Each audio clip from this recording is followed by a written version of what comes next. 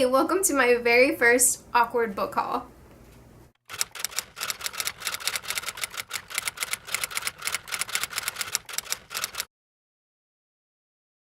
So let's get started. The first book I picked up from Barnes & Noble is Wings by Elizabeth Richard. It looks like this.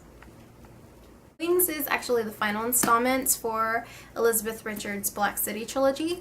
So I'm very excited to read this book and finally finish that trilogy, which is a trilogy that I like. The second book I have is by Neil Gaiman. It's called Stardust. It looks like this.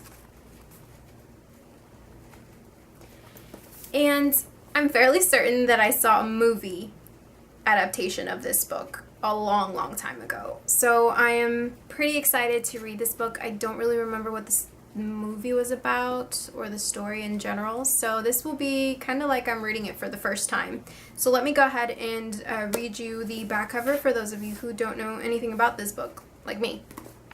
So it says, young Tristan Thorne will do anything to win the cold heart of beautiful Victoria. It's my name right there. I already like this book. Even fetch her the star they watch fall from the night sky. But to do so, he must enter the unexplored lands on the other side of the ancient wall that gives their tiny village its name. Beyond that old stone wall, Tristan learns, lies fairy, where nothing, not even a falling star, is what he imagined. Pretty freaking neat. The next book I have is a new release for this month. It's called Don't You Forget About Me by Kate Carius Quinn, and I just love her name. It just rolls off the tip of your tongue, but it looks like this. It has kind of like a shiny cover, so I'm not too fond of shiny covers because you can usually leave like indentations of your hand, but this one's kind of different because nope, I can see my fingerprints. Great. Anyways, this book sounds pretty creepy, so I'm fairly excited to read this novel. And let me just read you the back, which is very creepy. It says, the sleepwalkers climbed on top of the bridge railing, balanced and jumped. You could see the exact moment they woke from the dream, midair, seconds from the icy water below. Their limbs pedaled wildly, seeking something solid. But this was a fourth year in Gardnerville, and there were no happy endings. So I'm not exactly sure what this book is about, but it sounds creepy enough for me to think that it is going to be good. The next book I have is also a new release for this month. It's called The Murder Complex by Lindsay Cummings, and it looks like this. Ooh, it looks nice. It's all red and black and haunting. So I'm hoping this is going to be good, especially since the front says, The Murder Complex, and she's trained to survive. He's programmed to kill.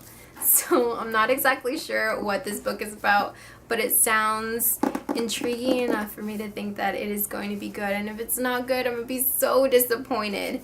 But how can a book not be good when it has cool things like this barcode at the corner there? That's pretty neat. Next 3 books is a trilogy, and this trilogy is very near and dear to my heart.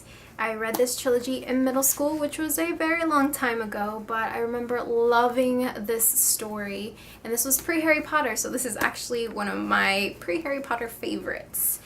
And they are by Garth Nix, and it's the Abhorsen trilogy. So the first book, Sabriel, looks like this.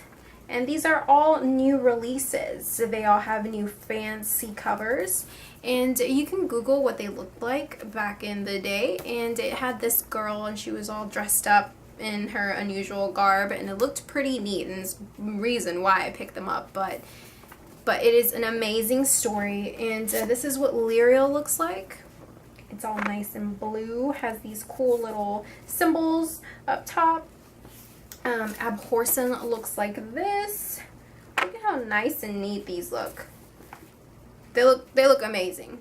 I love the new covers for these. They look amazing. And I like that they're paperback.